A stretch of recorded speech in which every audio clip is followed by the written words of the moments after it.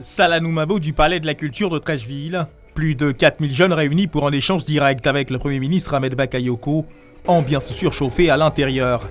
Le mercure monte lorsque le chef du gouvernement marque son entrée dans la salle. Les minutes qui suivent son arrivée, c'est à l'unisson que l'hymne national, l'abidjanaise, est repris avec encore plus d'enthousiasme quand les couplets reprenant la fraternité sont énoncés. Chacun à son tour, les responsables d'associations de jeunesse disent leur part de vérité sur ce en quoi doit désormais consister les rapports de la jeunesse avec la politique. Morceau choisi. Que nous soyons FPI, que nous soyons PDCI, que nous soyons RHDP, nous n'allons plus jamais accepter d'aller nous faire tuer pour rien. Parce que quand vous vous attendez, nous on n'est pas là. Vous avez un lourd devoir, celui de concilier toutes les positions ivoiriennes avant que les élections de 2020 n'aient lieu. En même temps que nous demandons aux jeunes de ne pas s'inscrire dans la violence aux hommes politiques, n'appelez plus les jeunes à descendre dans les rues, n'appelez plus les jeunes à casser, n'appelez plus les jeunes à brûler des pneus, n'appelez plus les jeunes à mener des combats, arrêtez l'instrumentalisation des jeunes.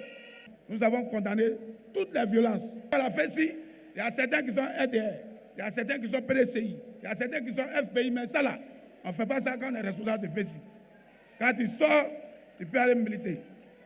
Donc le regard que les uns et les autres avaient de notre organisation, il faudrait que ce regard-là change. Dans un langage direct, franc et familier, le chef du gouvernement Ahmed Bakayoko s'est adressé aux milliers de jeunes présents au Palais de la Culture ce jour.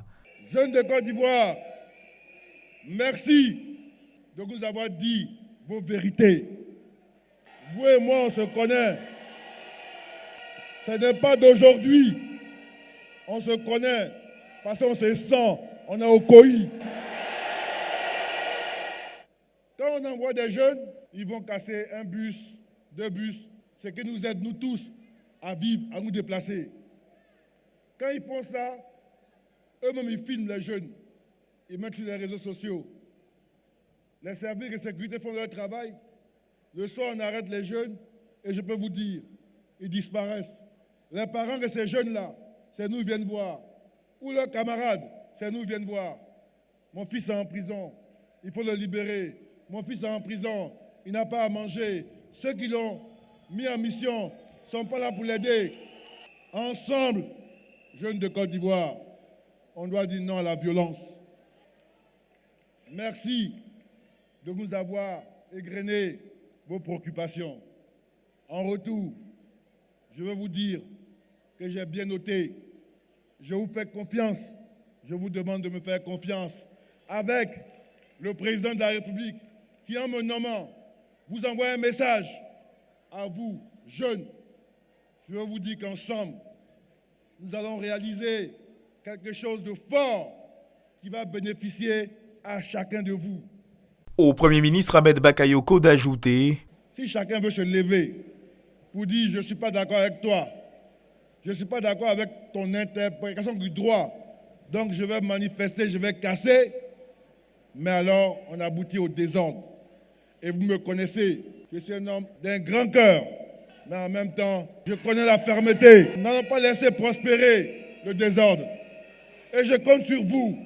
Je lance un appel à toute la jeunesse de Côte d'Ivoire, de tous les partis politiques, quels qu'ils soient.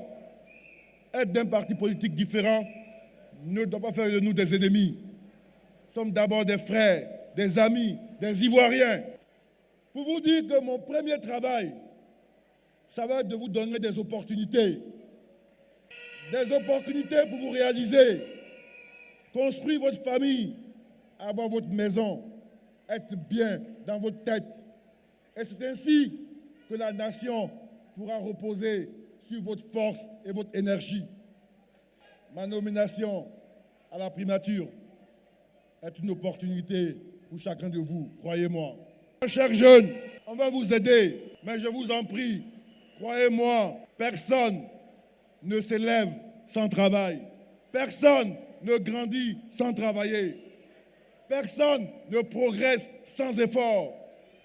Même si on vous donne 1 million et que vous ne faites pas d'effort, que vous partez le gaspiller dans des maquis, vous n'allez pas avancer vous allez échouer. Je vous demande de prendre votre destin en main. Vous avez une vraie opportunité pour devenir ce que vous voulez, pour accomplir vos rêves. C'est possible. Les jeunes ont été invités à tourner le dos à la manipulation par les politiques et à faire confiance au gouvernement pour amplifier les actions concrètes d'insertion déjà engagées en faveur de leur insertion sociale.